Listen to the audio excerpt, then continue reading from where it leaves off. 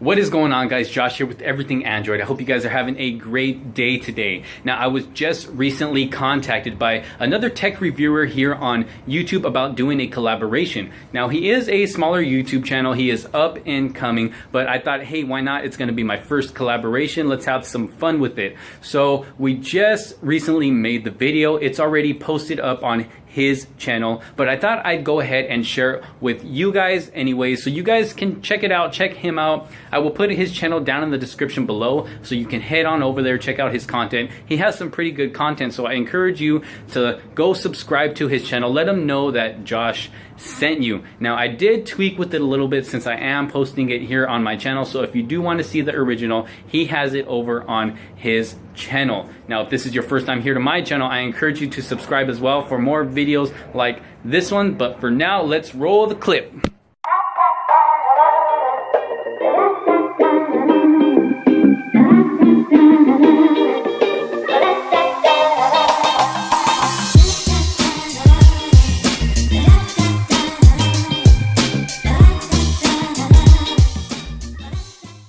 Hey, what's going on, everybody? Playtech here. Now, this video, it's going to be a collaboration between me and my buddy Josh Quinones from Everything Android. So I hope you guys can check out his channel, and if you're watching this on his channel, then I hope you subscribe to him because he has very good content. Well, anyway, that set aside, today's video is going to be about smartphone camera quality, because it seems that a lot of people these days are still under the impression that more megapixels means that the camera is going to be better, although not necessarily, and let me explain why. So the first thing to factor in is simply the sensor, the quality of the sensor. So what is a camera sensor? Well, it's basically a piece of hardware that turns all the light that hits it into electrical signals. So then those electrical signals are then processed as an image.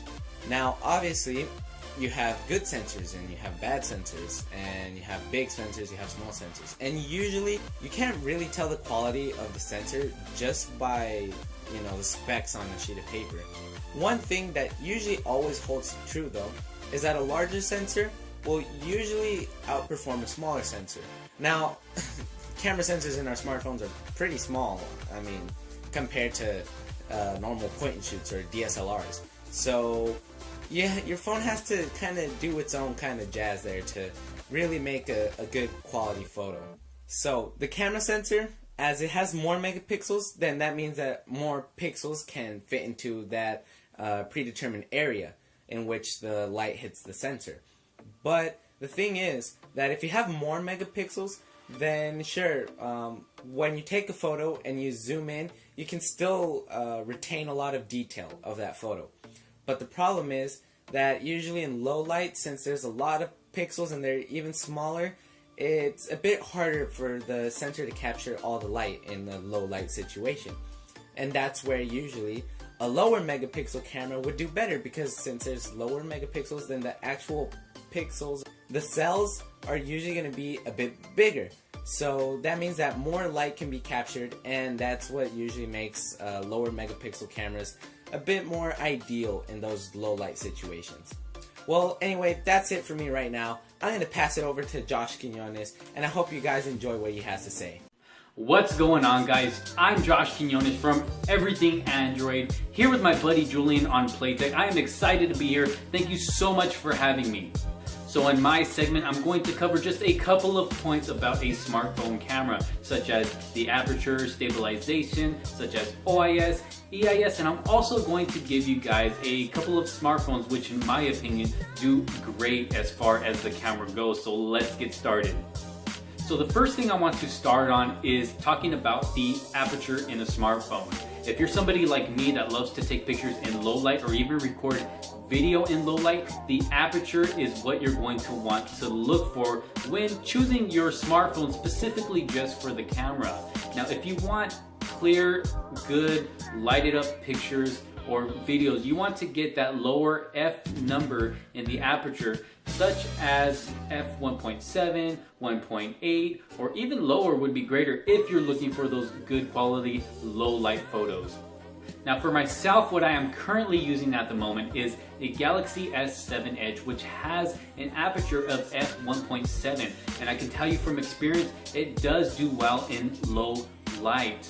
Now I'm not going to say it's the best in low light just because of the low aperture that it has, because you do have other real cameras such as the Sonys and the Canons, but that's not what we're talking about here. We're talking about smartphone cameras. Now as far as smartphone goes, it does a very good job in low light. And just so you guys know, my whole segment in this video is being recorded on a Galaxy S7 Edge, just so you guys can kind of get an idea of the quality that this camera puts out. Now let's talk about video stabilization for a while. I feel that it plays a very important part, especially when recording video. And I went ahead and took 2 video samples for you guys, one with the stabilization on and one with it off. So let's go ahead and take a look at it really quick. Okay, so our first video here is without the stabilization. And as you can see, it does get a bit shaky. Now in this video, the video stabilization is on, and I am walking at the exact same pace as the last video. And as you can see here, it just gives you an overall smoother video. So yes, it does make a big difference. So there it is, guys. As you can see, video stabilization does play a very important part while recording videos and even taking photos. Now there is 2 types of stabilizations that are coming out in smartphones these days. You have your optical image stabilization and your electronic image stabilization, or short EIS or OIS. Now I'm gonna go ahead and read the definition for you guys of the electronic image stabilization. What it is, it's an image processing technique using electronic processing that minimizes blurring and compensates for device shake. So it's a little bit different than optical image stabilization. It's kind of embedded in the software, which is going to help when recording your videos. Now for optical image stabilization, let me go ahead and give you guys the definition of that as well.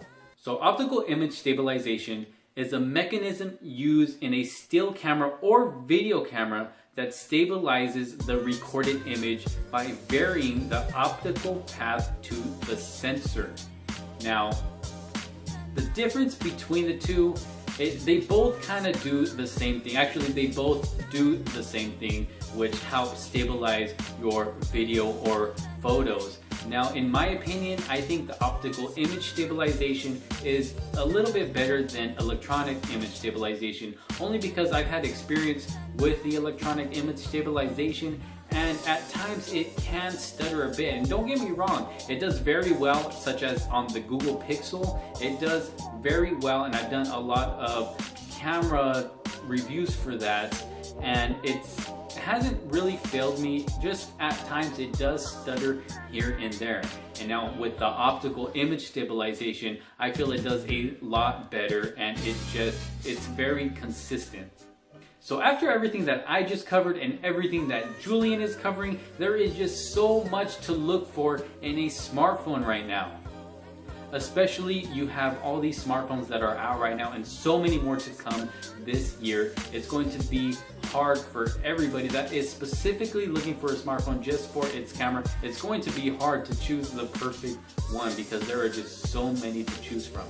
Now, in my opinion, I have 3 of my top smartphones that I would choose specifically just for their cameras. And my first one would be, obviously, the Galaxy S7 Edge, only because it does very well in low light compared to the others right now, and the overall quality in my opinion is great. And the next smartphone I would choose after that is the Google Pixel, and I have done a full day vlog with that, and it kept up very, very well. And like I said, on that it has the electronic stabilization, and it still kept up very well. And for my third smartphone, I would pick the LG V20, which I have also reviewed, and it did a fantastic job out in daylight, and even in the low light. It did struggle a little bit, but it still brought out some pretty good photos and videos. Anyways guys, that is it for my segment in this video. Thank you so much for having me. I'm going to hand it back over to Julian. Alright guys, so that was my buddy Josh. I mean, he does an amazing job in his videos, and I praise him a lot. So once again, please check him out and subscribe to his channel. So to wrap this up, camera quality has to do a lot with the sensor, the quality of the sensor that is being used. If it's larger, usually it's better. And also, like Josh explained, it also has to do a lot with the stabilization that the camera uses, whether it be EIS or what most prefer, OIS, which is like he explained.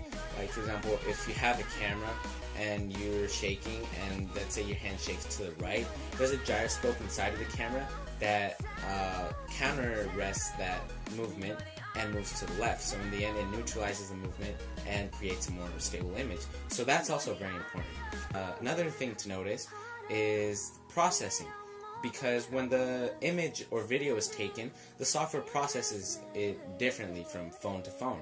So maybe the shots come out overexposed, or maybe it comes out underexposed. Maybe it's a bit cooler, or maybe it's a bit warmer. Maybe it does more sharpening, or it does a little bit less sharpening, or maybe it does some very intense noise reduction, whether others may not. So in the end, the processing in which the image or video file goes through also plays an important role to the overall quality of the camera. Because there's some cameras that start off kind of but after a while and after some updates, it actually gets better. So in conclusion, I mean, smartphone quality is also dependent on perspective. Like maybe you like a certain painting, for example, and you think that it looks very amazing, beautiful, whereas another person might not think the same way you do and say, you know what, no, I think that kind of looks ugly. So camera quality is also very dependent on perspective. Maybe you like an image that is very oversaturated, but it's not exactly color accurate or not as sharp as it has to be. Whereas maybe someone else would be like, you know what, no, I like that image that's a bit more sharpened and it has more color accurate photos. So in the end, like I said, it's subjective, but that is true. More megapixels does not mean that's a better camera. Anyway guys, I hope you enjoyed this video. Please check out my buddy Josh Quinones, and if you're new to my channel, subscribe too, and leave a like if you enjoyed the video.